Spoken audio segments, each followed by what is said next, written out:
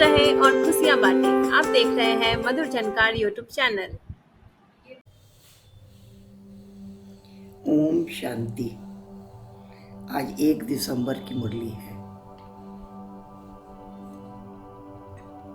मीठे बच्चे,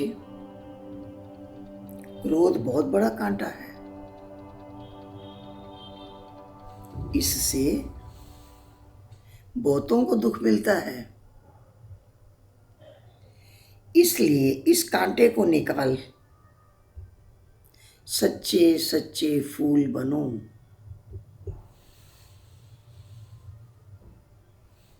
प्रश्न है, कांटे से फूल बनने वाले बच्चों को बाप कौन सी आदत देते हैं?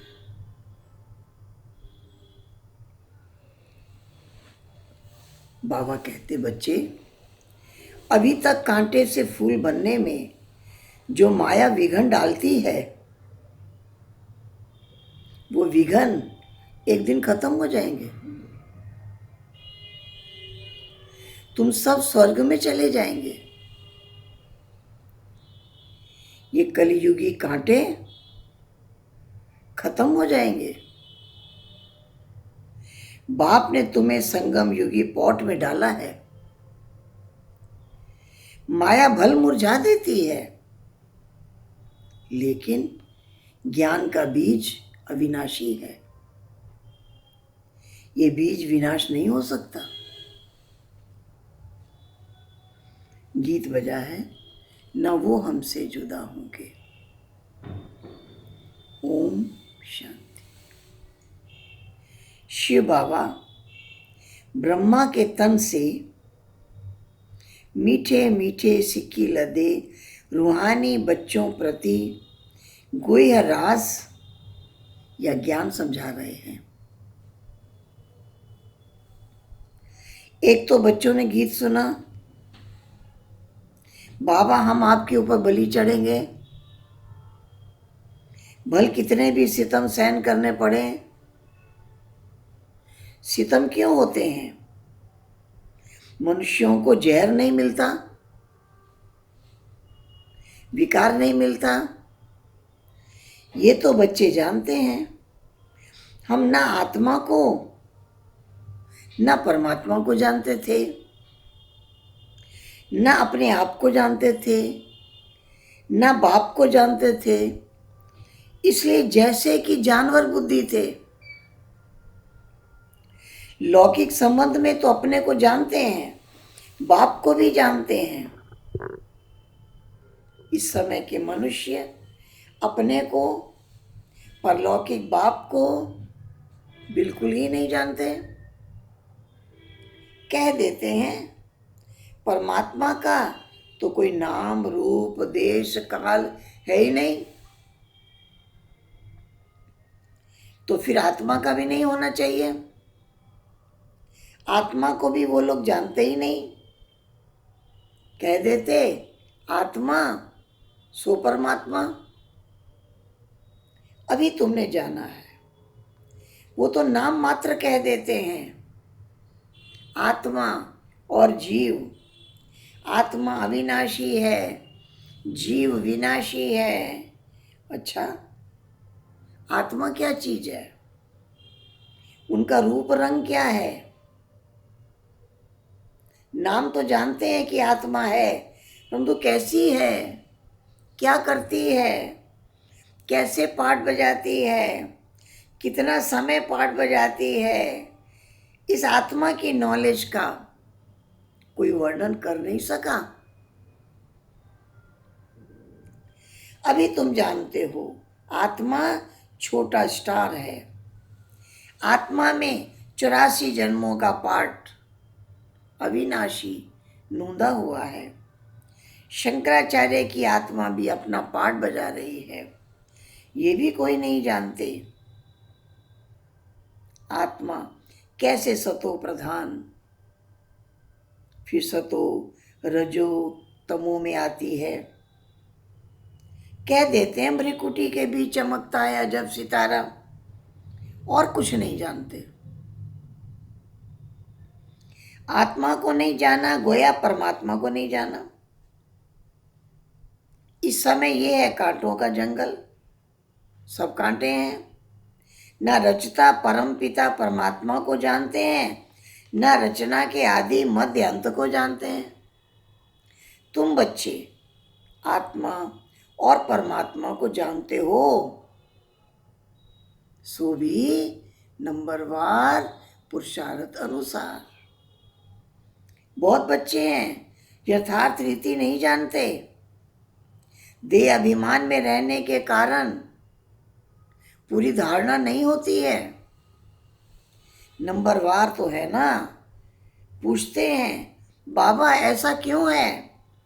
बाबा कहते बच्चे राजधानी स्थापन हो रही है, सब प्रकार के जरूर चाहिए, पत्थर बुद्धि हो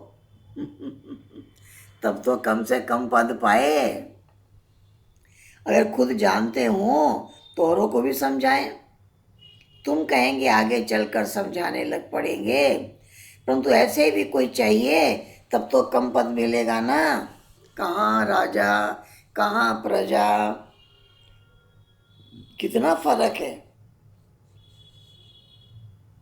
यहाँ तो राजा प्रजा सबको दुख है,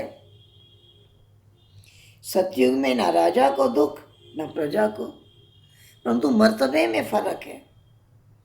पूरी धारणा न होने के कारण किसी को समझा नहीं सकते, फिर कोई ना कोई कांटा लगता रहेगा, कभी लोभ का कभी मोह का, भूतों की प्रवेशता होती रहेगी। ये भी होना है जरूर। तुम हो प्रजापिता ब्रह्मा कुमार ब्रह्मा कुमारियां। प्रजापिता का बाप कौन? शिव बाबा। शिव का बाप कोई होता नहीं। ये ब्रह्मा विष्णु शंकर भी शिव की रचना है, सब हो गई आत्माएं। परम पिता परमात्मा एक है। ब्रह्मा विष्णु शंकर लक्ष्मी नारायण आदि कोई भी मनुष्य आत्मा से कभी गति सदगति का वर्षा मिल नहीं सकता। मनुष्य न आत्मा को यथार्थ जानते न परमात्मा को जानते हैं।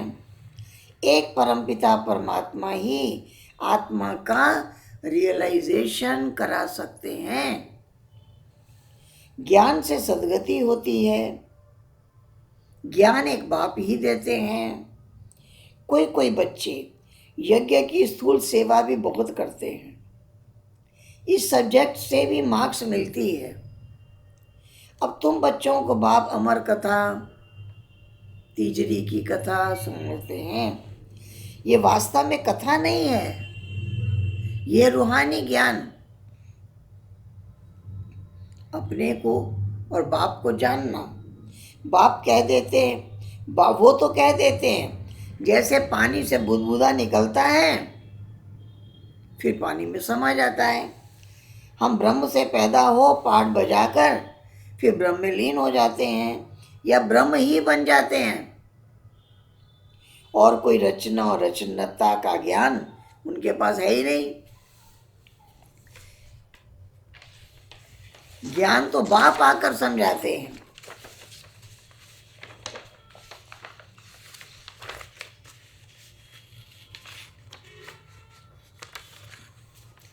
इनका नाम ही है शिव। फिर उनको कोई रुद्र भी कहते, कोई पाप कटेश्वर भी कहते। अनेक नाम रख पूजा की सामग्री बढ़ा दी है। जो जो परमात्मा ने कर्तव्य किया है उस पर भिन्न भिन्न नाम रख बहुत मंदिर बना दिए हैं। बाप कहते हैं ये है कांटों की दुनिया, विषय सागर। ये भी सबसे लिखाया जाता है। ईश्वर सर्वव्यापी नहीं है। बाप आकर भारत को स्वर्ग बनाते हैं तो सारी दुनिया स्वर्ग बन जाती है। ये भी किसी की बुद्धि में नहीं आता है। शास्त्र सब हैं भक्ति के, बाकी हर एक को अपने अपने काम का ज्ञान है। कारपेंटर को अपना ज्ञान होगा, डॉक्टर को डॉक्टरी का ज्ञान होगा। ये है रूहानी ज्ञान जो एक परमात्मा ही आकर देते हैं। मनुष्यों को ये पता ही नहीं है परमात्मा किसको कहा जाता है। गीता में कृष्ण का नाम डाल दिया। मुख्य बात है ये, माई बाप को खंडन कर दिया, बाकी सब शास्त्र झूठे हो गए। झूठे पत्थरों की भी कहानियाँ होती हैं, ये भी जैसे झूठे पत्थर हैं। पारस बुद्धि वाले रहते हैं पारसपुरी सतयुग में, ये तो है नर्क। बुलाते भी हैं, हे पतित पावन आओ, तो जरूर पतित हैं। नर्क और स्वर्ग दोनों भारत में ही है। कोई मरते हैं तो कहते हैं स्वर्ग पधारा, ये बुद्धि में नहीं आता।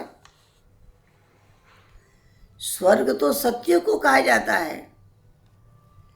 परमात्मा स्वर्ग की स्थापना करते हैं, न कि नरक की। रावण राज्य कब से शुरू होता है ये किसी को पता नहीं है। बल शास्त्र बहुत पढ़ते हैं, ब्रह्मचर्य में भी रहते हैं, पैदा तो विकार से होते हैं ना। साधु सन्यासी भी साधना करते हैं, बाप से मुक्ति मांगते हैं, क्योंकि छी दुनिया में रहना नहीं चाहते हैं। अब बाप कहते हैं पहले आत्मा को जानो, कैसे जन्म मरण में आती है, कैसे सच्चे सोने में खाद पड़ती है, कैसे 84 जन्मों का पाठ बजाती है। सबसे जास्ती पाठ तुम्हारा है। जो देवी देवता थे पूरे 84 जन्म लेते हैं। लक्ष्मी नारायण ने राज्य किया, फिर कहाँ गए? उनकी आत्मा ने जरूर जन्म तो लिया होगा ना। अब वो कहाँ है कोई जानता नहीं। क्रिश्चियन लोग जानते हैं क्राइस्ट इस समय बेगरी पार्ट में होगा। तुम अच्छी तरह जानते हो लक्ष्मी नारायण जो स्वर्ग के मालिक थे, उन्हों को पुनर्जन्म ले 84 जन्म पूरे करने हैं। सभी आत्माएं 84 जन्म नहीं लेंगी, ये भी ज्ञान बुद्धि में धारण करने का है। योग में रहने के सिवाय कांटों से फूल बन नहीं सकते। योग से भी कर्म विनाश होंगे, सतो प्रधान फूल बनेंगे। जब तक यहाँ है तब तक कुछ ना कुछ कांटेपन का अंश रहता है। फूल बन गए फिर तुम यहाँ रह नहीं सकेंगे। फूलों का बगीचा सत्युग को कहा जाता है। अभी तुम कांटों के जंगल अथवा रावण के राज्य में हो। सब कांटे ही कांटे हैं। जो बहुत कांटों को फूल बनाते हैं उन्हें सच्चा खुशबूदार फूल कहेंगे। एक फूल होता है किंग ऑफ फ्लावर, सफ़ेद होता है, टेबल पर रखा जाता है, खिलता रहता है, खुशबू भी बढ़ती रहती है। ऐसा फूल कोई होता नहीं। अब किंग फूल है तो क्वीन भी चाहिए। गुलाब, मोतिया अच्छे अच्छे फूल हैं। फ्लावर शो दिखाते हैं, अच्छे अच्छे फूल ले आते हैं। जो अच्छे अच्छे फूल लाते हैं उनको इनाम भी मिलता है। तुम भी फूलों का बगीचा बनाते हो, शिव पर फूल चढ़ाते हैं, उसमें रतन ज्योत अक के फूल ही चढ़ाते हैं। बाबा ने समझाया है, मैं यहाँ तुम बच्चों को फूल बनाने का पाठ बजाता हूँ। मैं जानता हूँ कौन गुलाब के फूल हैं, कौन मोतिया है, कौन रतन ज्योत है, कौन अक है।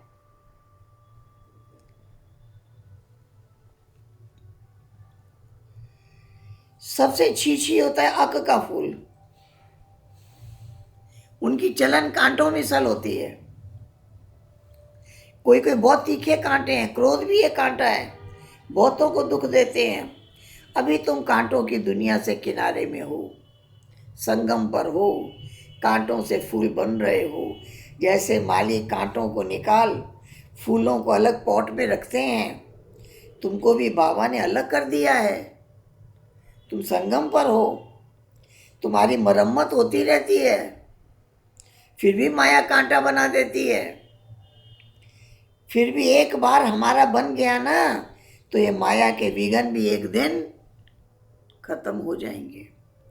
फिर ये जो पॉट लगे हुए फूल हैं सब स्वर्ग में चले जाएंगे।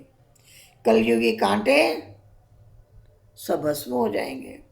तुम कितने थोड़े फूल हो, तुम्हें संगम युगी पॉट में डाला है, बीज बोया हुआ है, माया का तूफान लगता है मुरझा देता है।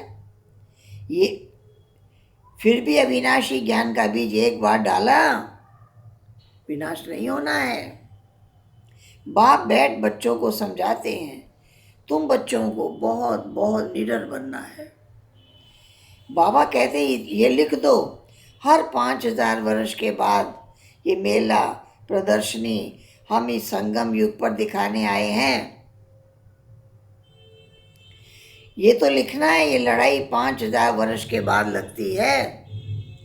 पुरानी दुनिया को नया बनाने, नरकवासी को स्वर्गवासी बनाने बाबा डायरेक्शन बहुत देते हैं, युक्तियां बहुत सहज बताते हैं। बाप को याद करो, स्वर्ग की बादशाही ले लो। मनुष्य तो पानी में टुबका मारते रहते हैं, सो भी सागर में जाए ना, नदियां सागर से निकली हैं, नदियों का बाप सागर है ना, वहां जाके स्नान करो। पर स्नान कहाँ करते हैं? नदियों में। सागर तो खारा है, इसलिए मीठी नदियों में स्नान करते हैं। तुम हो ज्ञान सागर के बच्चे। ज्ञान सागर पतित पावन बाप है, तुम उनके बच्चे। जो जितनी जास्ती सर्विस करेंगे समझा जाएगा ये अच्छा फूल है। प्रदर्शनी में भी घड़ी घड़ी अच्छे फूलों को बुलाते हैं, समझते हैं फलाने हमसे होशियार है, परंतु होशियार का फिर रिगार्ड भी रखना चाहिए। बाबा हमेशा समझाते हैं, कभी क्रोध नहीं करो, प्यार से समझाओ। क्रोध कोई करता है, बाबा समझते हैं इनमें कड़ा भूत है। माँ बाप पर भी क्रोध करने में देरी नहीं करते, और ही दुर्गति को पालेंगे। गरीब निवाज कब गरीबों पर क्रोध करेंगे क्या? गरीब निवाज बाबा आया ही है गरीबों को शाहूकार बनाने। यहाँ जो पदमपति हैं दूसरे जन्म में नौकर चाकर बनेंगे। गरीब जो अच्छी रीति पढ़ेंगे जाके राजा रानी बनेंगे। ऐसे भी सेंटर्स पर आते हैं, ईश्वरी सेवा में कुछ नहीं देते हैं। उनको पता ही नहीं कि थोड़ा भी बीज बोने से हमारा भविष्य कितना ऊंचा बनेगा। सुदामा का मिसाल है, ईश्वर अर्थ दान करते हैं, समझते हैं दूसरे जन्म में फल मिलेगा। बाबा लिख देते हैं, बच्चे तुमको एक ईंट के बदले महल मिल जाएंगे। यहाँ कौड़ियाँ देते हो, वहाँ हीरा बन जाते हैं। इसलिए चावल मुट्ठी का गायन है। गुरु नानक के ठिकाने में जाते हैं ना, कुछ ना कुछ रखते जरूर हैं, परंतु यहाँ तो बाप दाता है ना। अच्छा, मीठे मीठे सिक्की लदे बच्चों प्रति माता पिता बाप दादा का याद प्यार और गुड मॉर्निंग। रूहानी बाप की रूहानी बच्चों को नमस्ते। रूहानी बच्चों की रूहानी बाप को गुड मॉर्निंग और नमस्ते नमस्ते नमस्ते। धारणा के लिए मुख्य सार, बहुत बहुत निडर बन कांटों को फूल बनाने की सेवा करनी है। सब में अविनाशी बीज बोते रहना है। दूसरा पॉइंट, क्रोध बहुत बड़ा कांटा है, इसे छोड़ बहुत बहुत प्यारा बनना है। प्यार से सर्विस करनी है, सब सर्विसेबल का रिगार्ड रखना है। वरदान, सर्व के गुण देखने या संतुष्ट करने की उत्कंठा द्वारा सदा एक रस उत्साह में रहने वाले गुण मूर्त भव। सदा एक रस उमंग उत्साह में रहने के लिए जो भी संबंध में आते हैं उन्हें संतुष्ट करने की उत्कंठा होनी चाहिए। जिसको भी देखो उससे हर समय गुण उठाते रहो। सर्व के गुणों का बल मिलने से उत्साह सदा काल के लिए रहेगा। उत्साह कम तब होता है जब औरों के भिन्न भिन्न स्वरूप, भिन्न भिन्न बातें देखते और सुनते हो। गुण देखने की उत्कंठा हो तो एक रस उत्साह रहेगा और सर्व के गुण देखने से स्वयं भी गुण मूर्त बन जाएंगे। स्लोगन: बेहद की वैराग वृत्ति का फाउंडेशन मजबूत हो तो सेकंड में अशरीरी बनना सहज है। आज की मुरली का गीत है, न वो हमसे जुदा होंगे। जब बाबा व्यक्त हुए तो हमारी दादियाँ जो आगे आगे चल रही थी, ये गीत धीरे धीरे गुनगुना रही थी। न वो हमसे जुदा होंगे, न उल्फत दिल से निकलेगी। उन्हीं के थे, उन्हीं के हैं, उन्हीं पर मर मिटेंगे हम। बहुत पछताएगा जालिम जमाना हमको देकर गम। सितम जितने भी हैं सब खाक में मिल जाएंगे एक दिन।